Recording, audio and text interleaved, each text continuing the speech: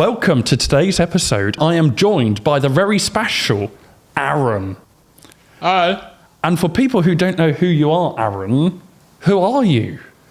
I was a guy who did a thing on TV last year. I think it was. Correct me if I'm wrong, but I think it's the Australian version of what you did. It is Beauty and the Geek. Indeed, it is. Oh, Beauty and the Geek. And how did you won Beauty and the Geek? I think I did. Yes, I think I did. You did. think you did? I did. It's interesting you say you think you did, because I get asked about Beauty and the Geek every now and again, and I do too forget I won the show. It's like I haven't got two winners here. It's like two winners of 2022 Beauty and the Geek. But like, first of all, you were on Beauty and the Geek, I was on Beauty and the Geek. But how did you find out about Beauty and the Geek? Because when I was watching Beauty and the Geek the year before my season... Oh, was that 2021? 2021, yes. I was watching, I'm thinking, this is actually pretty good. I'm thinking, if they do a casting call, you know what? I'll give it a go. Okay, yes. I'll give it a go. You'll give it a go, and I take it then... And then I gave it a go. Then you gave it a go. Quite simply, I gave it a go. And safe to say it worked out. It worked out. No, I like that. And kind of with kind of like, you've obviously seen the 2021 season of the show. Did you kind of watch it from like start to end? Did you watch the whole journey, or did you like just pick up towards the end of the show? I picked up as it was kicking off. Yes. And once I got on, I thought, yeah, I better start watching it back to see what I could be potentially up against. Okay. Yeah, just so I'm prepared. You're prepared. No, I like that. You're sort of prepared and kind of what not to expect, but what to expect. I think that's interesting, because when I applied, I got reached out for the show, and I applied, and it wasn't until the morning of the first day of filming was I watched my first episode of Beauty and the Geek. I was with Henry, who was also on our show, and Henry said, "Have you seen the show before?" And I said, "No." And he said, "Oh, let's watch an episode." So that was my first introduction to Beauty and the Geek. But obviously on Beauty and the Geek, you were the geek, I take it, or the Yes. beauty? Oh, I wish I was the beauty. Oh, Nah, I think you're the beauty. too kind. Oh, one of my many faults. I was the geek. You were the geek. And, Yes. and what makes you geeky, Aaron? Because I would say geeky, it's sort of a word that's probably not used correctly, I'd say. Okay. I'd say geeky is someone who's really passionate about one thing, and they make it their thing, and it's they just roll with it pretty much. Okay. Yes, I like that, because I think it's quite often the time, and let me know if I've got this wrong, and kind of also kind of based on my own experience, like geek, it can come across as like a condescending word at times, or not, almost like if someone says you're a geek, it almost feels insulting, or I'd say to get labelled a geek. I'd say back in the day it could, Yeah. but I think now it's times have it.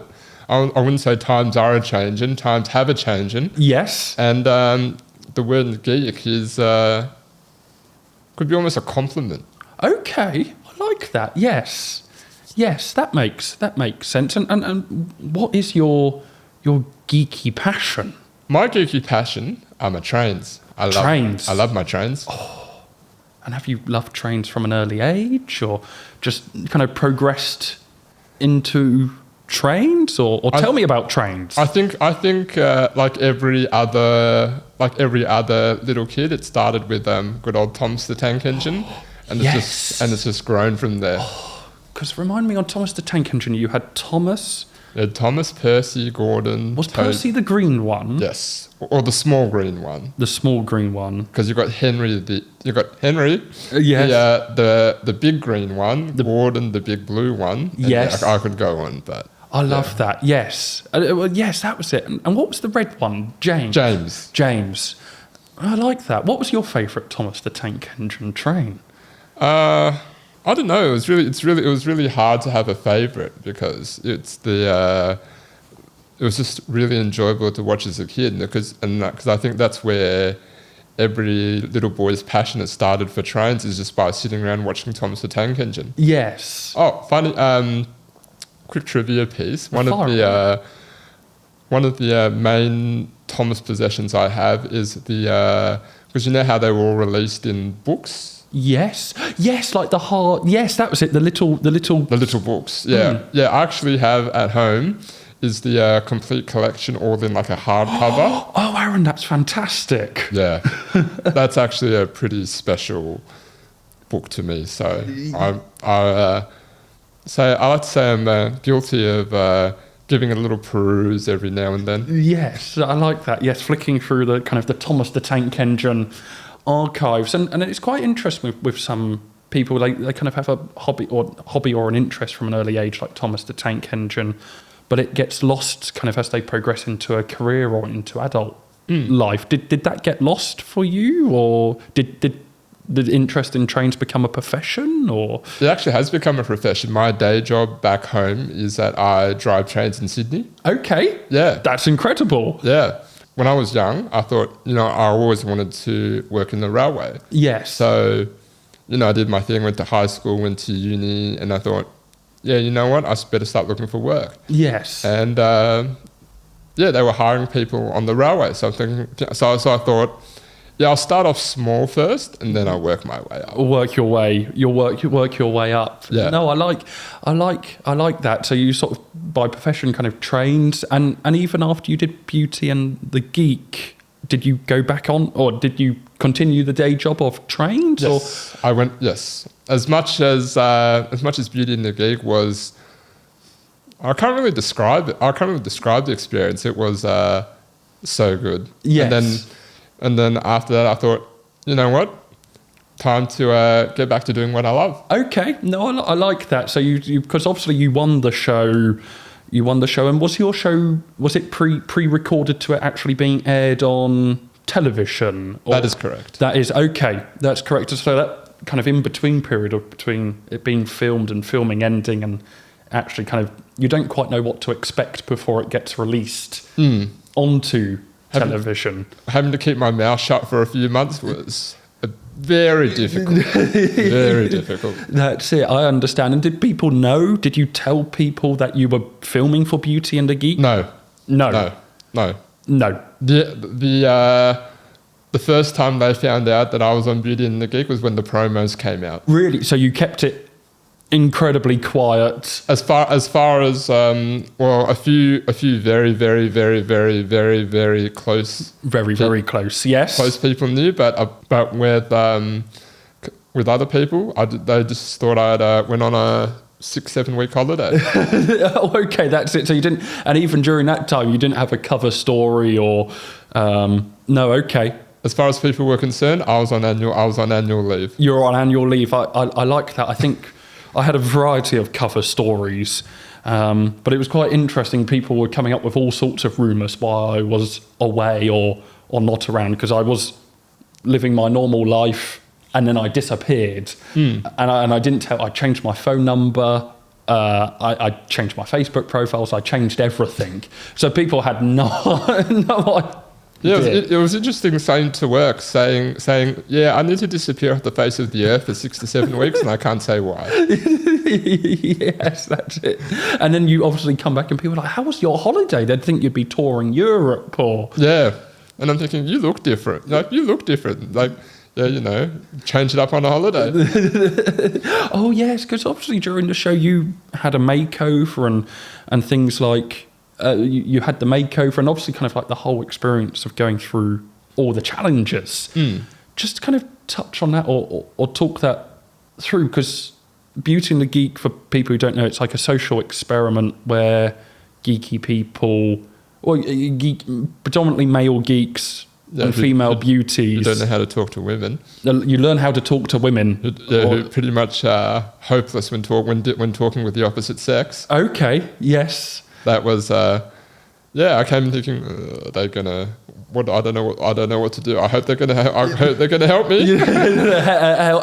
Help you. So I like that. So you kind of get partnered up in the show with a beauty, And you got partnered up with Carly. That's correct. In the show. But before you got partnered up with Carly, did you have like a few mixers, or how did it work? Or were you partnered up with another beauty to start off? No, I was actually partnered off with Carly at the start. Yes. And as I'm sure, actually, did you have potential to be repartnered?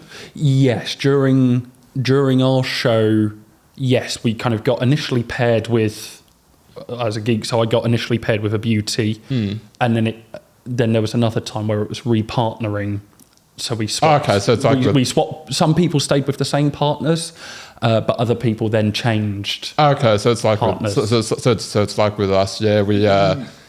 Well, I was lucky that I had Carly throughout. Yes. Through the whole process. Yeah. Yeah, and actually, while I'm here, how do I say this? Yeah, she's done so much for me. I'm so grateful for her. Carly is great. I've only met Carly the once, and that was over in a sushi restaurant in Perth, and I was with her and Sophie. And I love those girls so much. They're just great energy. They're real gems. And they're just real gems. But I really liked, and kind of touching back on like to that mixer. There was a quote that you said, and I think it's quite interesting to touch on. That was, you weren't sure if, in times of your life, or you're not in general, the difference between sarcasm and sincerity. Yes, that is correct. Yes. That is correct. And I find that line quite interesting, because you were saying kind of learning to talk to women, or like the show and kind of the geeky guy, and it's like, how do I navigate that world? And maybe at times, I think kind of this is touching on a bit of myself. You can kind of almost kind of put yourself down, so then when people pay a compliment or say something nice to you, you genuinely don't know if it's sarcasm. Yeah, because you're not used to it. Because you're not used to it, or sincerity. Yeah. But I think especially with this experience, it's boosted me especially to actually genuinely tell when something is being said in a sincere way, or in a sarcastic way. And I like to say that experience has definitely helped me a lot with a lot of things in life. Yes, yeah, I like that. So you kind of learnt all of that, went through that journey, went through the journey of the show, and obviously you won. But were there times where, because with your show, did you have like potential lineups of eliminations? Oh yes, we did. Yes, that's never a good thing. No, and that kind of feeling of when you're kind of all lined up and they're.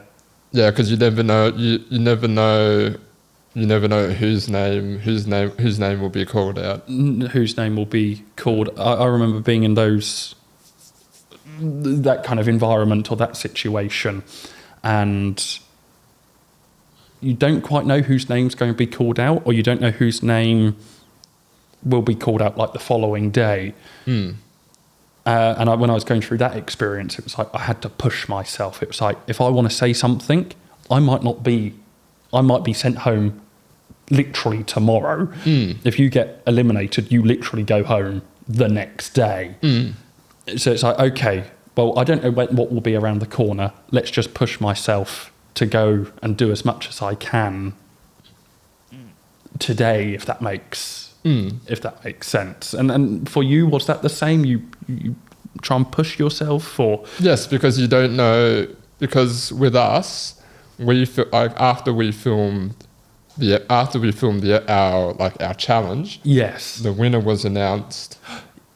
Of the challenge was announced immediately after, and then there's the tense wait for tomorrow for the next day, because you don't know what's happening. Yes, I get that. I understand, and kind of obviously all of that, and with that, and kind of pushing yourself in that moment.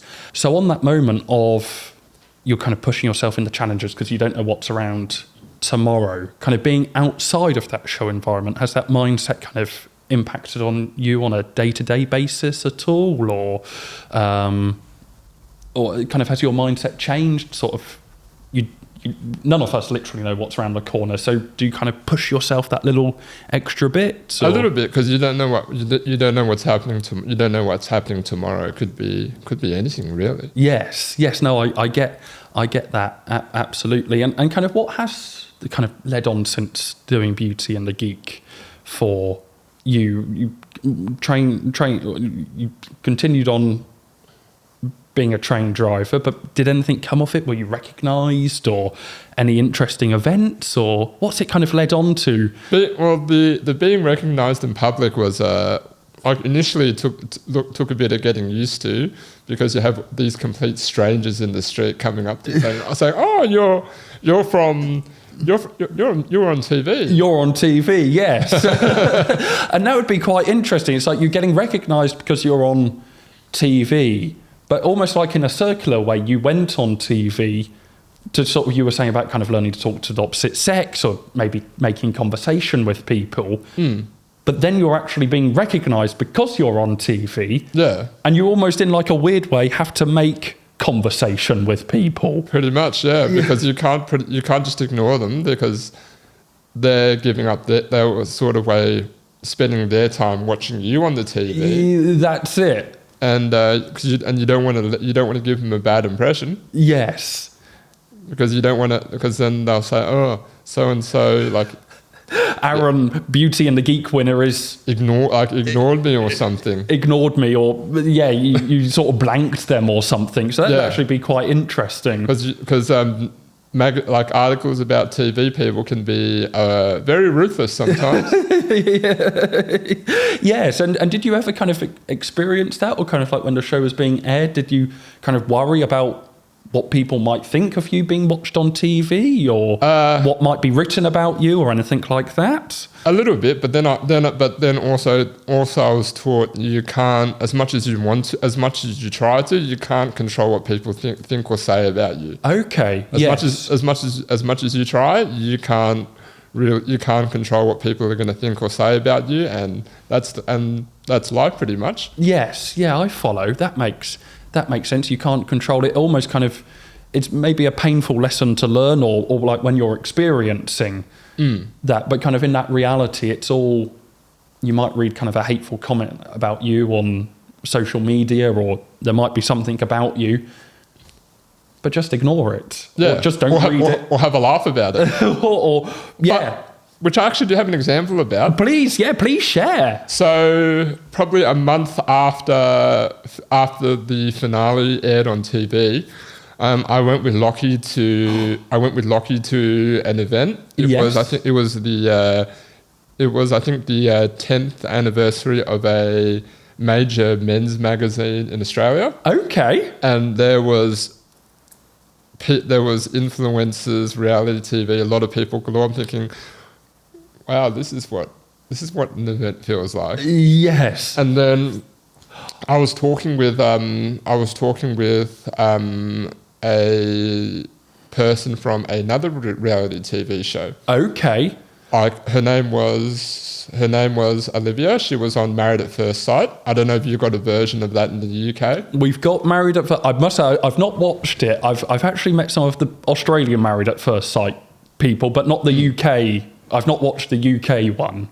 Okay, because she was actually deemed by the public, or as the villain. Oh, okay. But when I was talking to her, she was really nice actually. People are a lot different. Sometimes when you meet them, people are a lot different to what you see on TV. Oh, okay. And I thought, it was a good night. I got to talk to a lot of people, got to meet a lot of people. Yes. Then I woke up the next day to a message saying, "Oh, have you seen this article that's saying, oh, Married at First Sight, cozying up with Beauty and the Geek winner?" I'm thinking, oh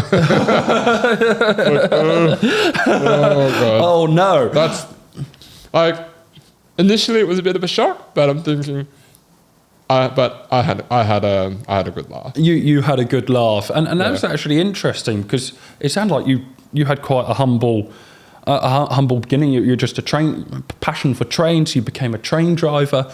You then applied where you watch Beauty and the Geek, you then apply to be on Beauty and the Geek, and then you're kind of thrusted into this environment or parties where you're actually talking to and meeting other reality TV people and stars like Olivia and Lockie. Yeah. Were there any moments where you kind of thought, how am I here? Or like just... Because I thought... Because I remember when I walked into that event then, I'm thinking, oh my God, someone crossed my name off a list and said, come in. Like, what is it? What's going on? Yes. Well, I'm thinking, yep, checklist complete. Someone's crossed your name off a list and said, come in. Someone's ticked, yeah, and that your name was actually put on the list. Yeah, like your name's actually on the list. Actually on the list. And to start off with, you went to the event with Lockie and you're at the event with all these people. And did you even... You were obviously on the list, but then obviously you were with Lockie, who you'd watched the year before on Beauty and the Geek. Yeah. What was that kind of meeting Lockie? What was that experience? Meeting Lockie and also the others from the season others before. From the season, yes. Yeah, I'm thinking, yeah, it was actually pretty good. It was pretty good. We were able to get to know each other. And also knowing that they've been through what we were about to go through made it a lot more easier to talk to them.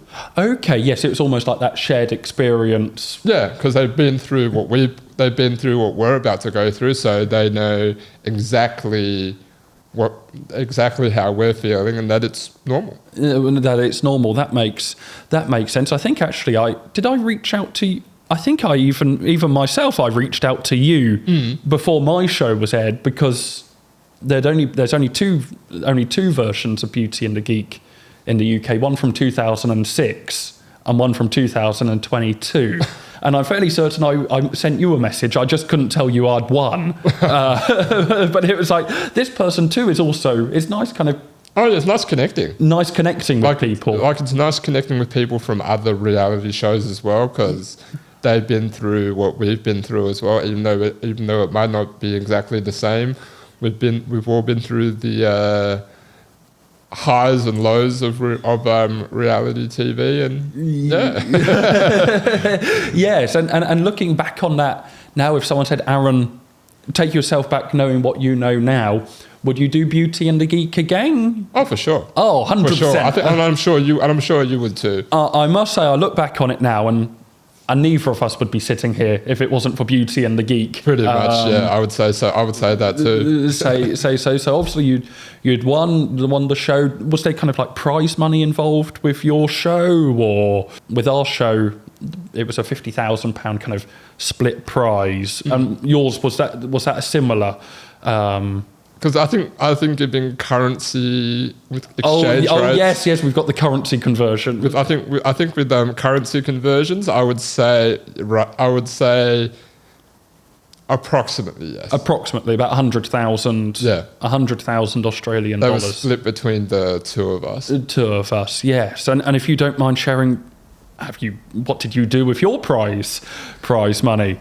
Well, a little bit of it helped me get here first. Yeah, a little bit, yes.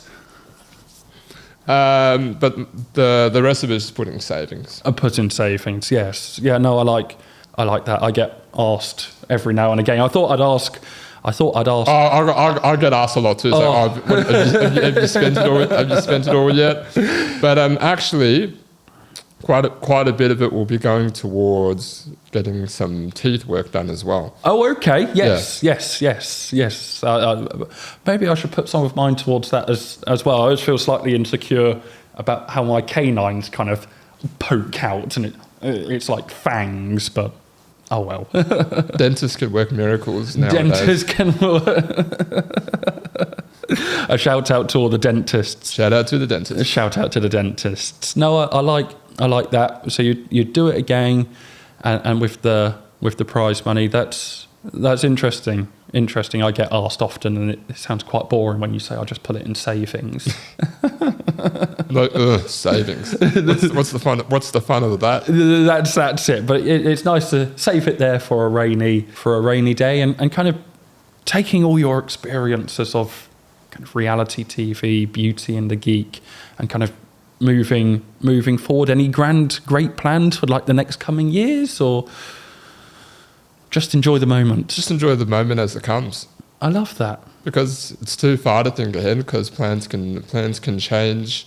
Like you might make a plan, say, 5 years for something 5 years down the track, and probably by day 3, it's already something might have happened that might need you to change that. Okay. Yes. Yeah, because you never know what's coming.